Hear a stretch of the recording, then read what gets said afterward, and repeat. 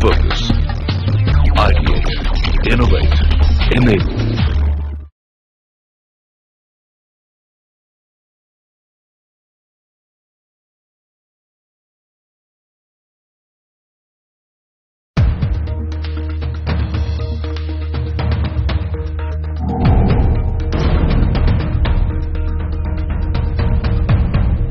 Hello and welcome to a brand new episode of Inspirational Brands Make in India. I'm Devina Lasson.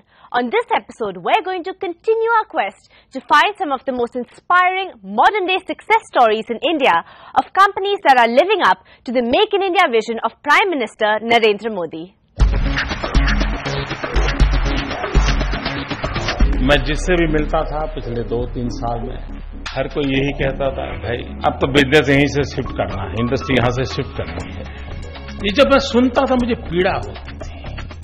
आज जब मैं make in India की बात लेकर के आया हूं तो हम नहीं चाहते कि मेरे देश का कोई उद्योग, कोई व्यवसायी जिसे मजबूरन यहां से छोड़ करके बाहर जाना, वो स्थिति हमें बदल दी। और मैं पिछले कुछ महीनों के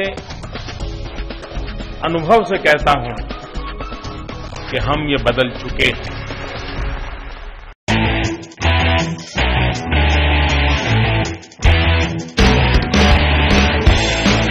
Maharaja Whiteline, a leading manufacturer of home appliances, was founded in 1976. The brand manufactures kitchen, home comfort and garment care appliances. The kitchen appliances range includes mixer grinders, juicer mixer grinders, wet grinders, food processors, hand blenders, juice extractors, induction cooktops, oven toaster grillers, multi-cookers and gas cooktops. The home comfort range comprises of air coolers, water heaters, room heaters and fans. In the garment care category, the company offers garment steamers, steam irons and dry irons. Maharaja Whiteline is a part of Group SEB India, a subsidiary of France-based company Group SEB, which is a world leader in small domestic equipment. Group SEB fully acquired Maharaja Whiteline in 2014 to expand its portfolio by introducing international technology and higher quality products in the Indian market.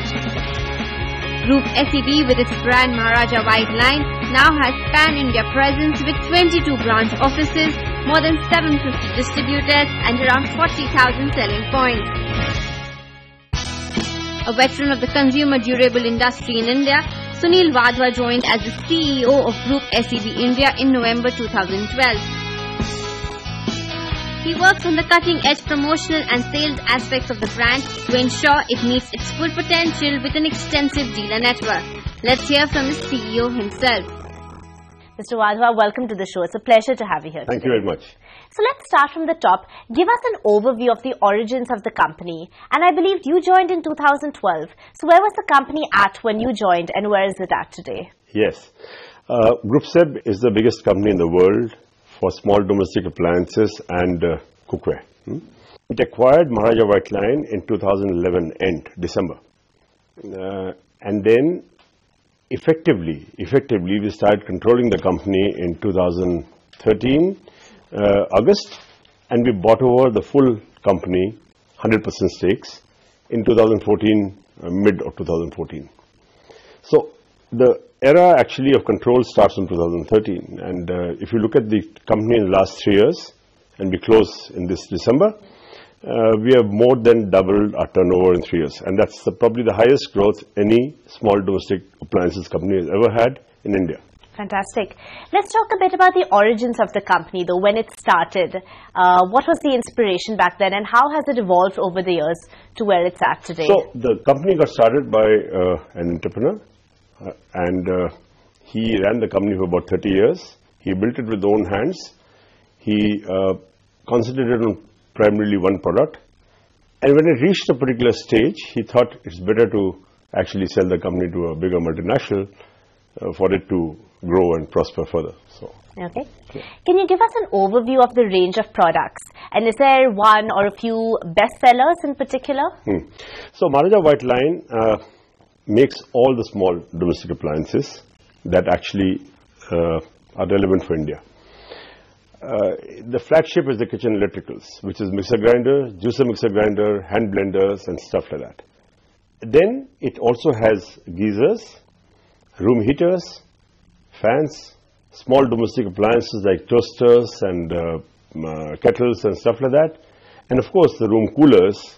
So there's and linen care, which is electric irons and steam irons. Sure. The flagship, as I said to you, is kitchen electricals. Equipped with the state-of-the-art technology, Group SEB India's manufacturing plant based in Baddi, Himachal Pradesh is spread over a sprawling area of more than 10 acres, having an annual production capacity of 3 million units in food production and home comfort products. Tell us a bit about the factory. How big is it? How strong is the workforce? And what's the turnaround? We have a factory spread over 15 odd acres. It's a factory that we are very proud of. It's been running for the last 8 years. We are one of the few companies which actually believe in manufacturing. Sure. Yeah. And in fact, this program has got accentuated after Group SEB took over. The kitchen electricals, the room coolers are all made in the factory. And the advantage of the factories are obvious. Because we are one of the few players who have their own factory, we are at an advantage as compared to others. And well, on that note, let's talk about the Make in India initiative. What is your view on it? Clearly, Maharaja Whiteline is greatly contributing to it. Make in India, many things. One, Make in India is more relevant because the products in India, most of the products that we sell in India are actually consumed in India because they are very specific to India. Juicer mixer grinder, room coolers, room heaters, even the ceiling fans. These things are not really sold anywhere else in the world. So we got to do our own R&D here, and we must make the products relevant for the customer in India. So you're required to do them in India. You can't do them out of some other place. The second thing is, you can be much more efficient being in India. Your labor costs are reasonable. You got raw material availability. You got clusters which can help you keep the inventories low. Yeah. It doesn't make sense to really go and buy these items from China unless the volumes are minuscule.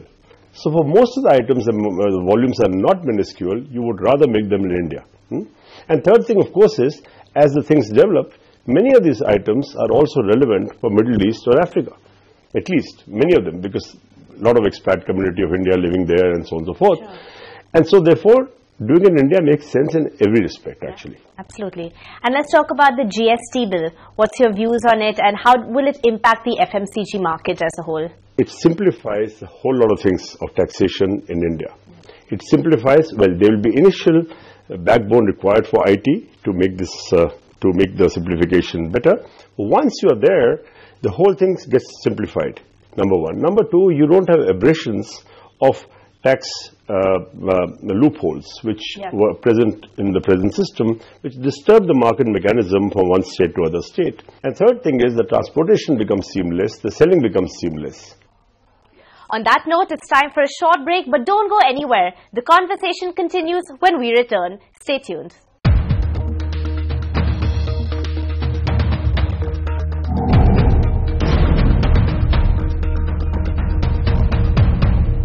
Welcome back. You're watching Voice What presents Make in India. Today I'm in conversation with Mr. Sunil Wadhwa, CEO, Group SEB India. Now let's talk a little bit about numbers at Maharaja Whiteline. What's the workforce strength like, your distributor networks, how many offices do you have, and how many people do you employ at your factory? We are headquartered in Delhi. We have 22 odd branch offices. We have peak time sales force, a factory force of close to 700. We have about 300 odd people on our rolls. And that's how we are structured today. But we are growing. Our sales force, our demonstrators, our long arm salesmen, the number of people that we employ have more than doubled as the turnover has grown. And I think this trend will continue. What about the factory? How many people do you employ at the factory? And what's the turnaround? How many products do you manufacture, say, per month or annually? Yes. We'll do over 1 million kitchen electrical items this year, which is mixer grinder, juicer mixer grinder, hand blenders. About 1 million. That's huge, because that makes us one of the best brands in the country. Sure. And nobody does this kind of numbers in one factory. We'll probably end up doing over 100,000 room coolers in the factory this year. and so on and so forth. So we've got a large molding, in-house molding.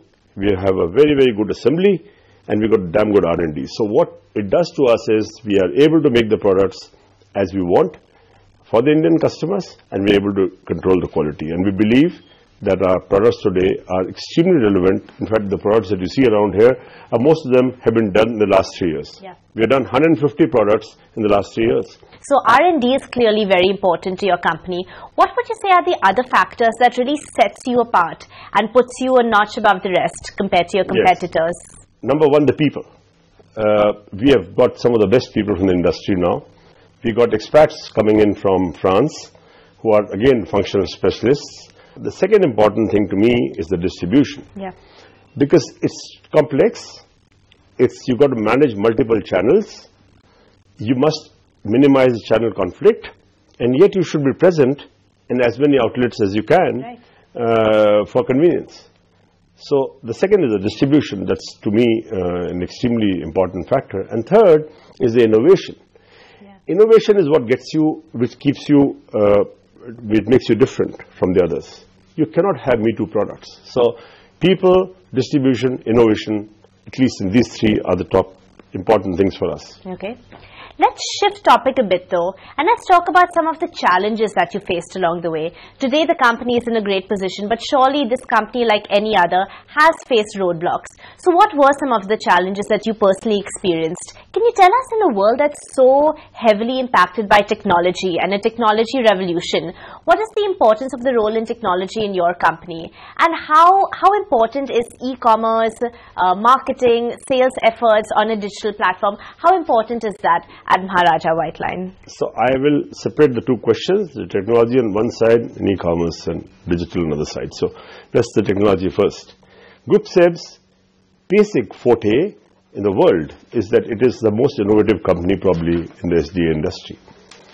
It has huge number of patents, and it brings out a very large number of innovative products in the market. And because they bring them out first, they therefore remain ahead of the competition. Otherwise, it's, me-too products will never keep you ahead. Sure. Now, we have the expertise available to us. Of course, we have our own R&D, but this helps. Group expertise helps. The second question you asked was about digital. And on digital, there's a lot of talk on digital, but just to give you some numbers, we spent close to about 30% of our revenue last year on digital. On advertising revenue, advertising spends on digital. Now, that's not mean, that's not small, it's a large percentage, and I can't think of too many companies who spend this kind of a number in SDA industry on digital. Our e-commerce sale is good, and I'll tell you what e-commerce does to you. Firstly, e-commerce actually, through e-commerce, you can showcase your entire assortment. That's a very big thing. You can't, in a small shop, you cannot showcase 100 products. You can't do it. But e-commerce helps you do it. The second thing is e-commerce makes you reach customers at places where distribution sometimes is not possible to reach. Yeah. At least in the SDA industry. You can do it out of mixies, but you can't do it out of every item, and e-commerce makes you do that. So we do spend a lot of money on digital. We spend a lot of time and effort with e-commerce. The challenge with e-commerce, of course, is that one has to manage the channel conflict. And that's the art. It's not so simple to say, I'll do 1, 2, 3, and I'll manage the channel conflict. So, well, it's not. But we do have to manage channel conflict, and I think we have done it reasonably well in the last 2 years. Okay. Now, we are one of the leaders, by the way, on e-commerce today. If you look at the major e-commerce platforms, we are the leaders in all the platforms. Categories. So what would you say is the split of sales between your e-commerce sales and your retail outlets? There is, it's not only traditional trade, it is also the modern trade.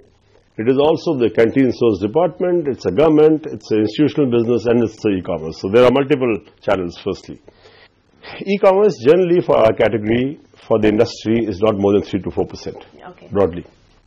We are about 3 times higher than that. So, Mr. Wadhwa, in 2011, Group SEB acquired 55% market share in Maharaja Whiteline. So, how did this impact the growth and the future development of the company? Group SEB acquired 55% of the equity, and then we acquired 100% in 2014. So I think there are two ways we manage the company. We managed the company from 2013 to 14 with 55%, and 2014 we acquired fully. Yeah, it makes a huge difference when you are a controlling partner and when you're a full partner, because what it does to you is it brings in the whole group expertise can now come in as available to Maharaja. It has got, we can today pick up any of the group products. We can pick up the technology. We can ask for help. We have today experts working with us on operations, marketing, and so on and so forth. We have charge on their innovation, which they do latest and bring in the latest products in the market. It makes a huge difference. It's a much bigger group outside. It's a probably close to 6 billion euro group, and so obviously that whole expertise of the group is not available to Maharaja if it is not 100% subsidiary. Well, on that note, let's now hear from the VP of Marketing, Group SEB India, about the acquisition and the future plans. This company has the vocation of really grow worldwide. It's already present in more than 150 countries. The objective is to keep its leadership, worldwide leadership in small domestic appliances, and this through an improvement also of our positions in India. We started doing it with Maharaja Whiteline in 2011, actually. We've really deployed a new policy, brand policy, product policy in 2014 when we acquired the total of the company. And we have some great plans for the future as well to grow even faster. Once we acquired 100% of Maharaja Whiteline, objective was really to recover the confidence of the trade and the end consumers. We have two pillars of growth for the next future of Group SEB India. The first being Maharaja Whiteline sales growth through new products and new categories and new regions. And the second is the launch of T4 brand, which is one of our major in Group SEB international brands. It's leader in cookware worldwide. Let's now hear from the head of operations, Group SEB India. Our attitude in the Group SEB is to try to implement the same processes that we have in all the other factories, also in our factory here in India. So that's why since we took over, we have made a lot of improvements. We have focused a lot on safety of the people and safety, of course, of the factory. We have introduced some technologies that will allow us to make the products also more safe, easy to use. We have focused a lot on quality of our products, so it's a key element. So we want to make sure that the products that are going out from our factories are products that are safe and the quality is excellent. That is the same standard that we use in all Group SEB companies. Finally, well, we discussed the outstanding rate at which the company has grown over the last few years. So let's talk about this, the percentage, the rate growth, and how do you plan to keep up this trajectory in the coming years? Our own internal targets are not on the basis of numbers of the turnover, but I think our internal challenges are in terms of, number one, how do we gain market shares in the key categories, because we believe that we make the better products, and they are reasonably priced.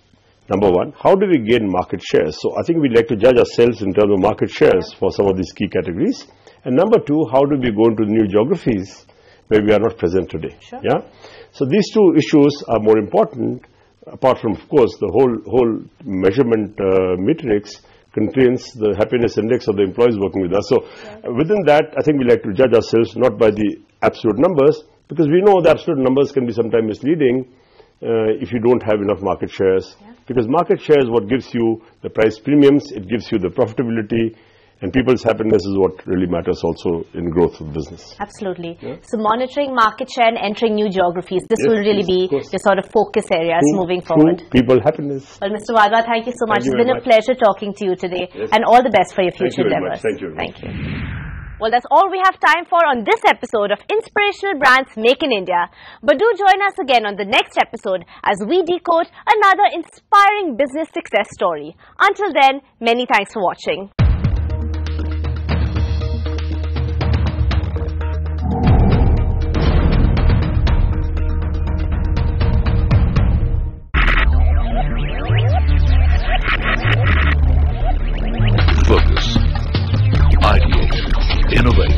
Enable.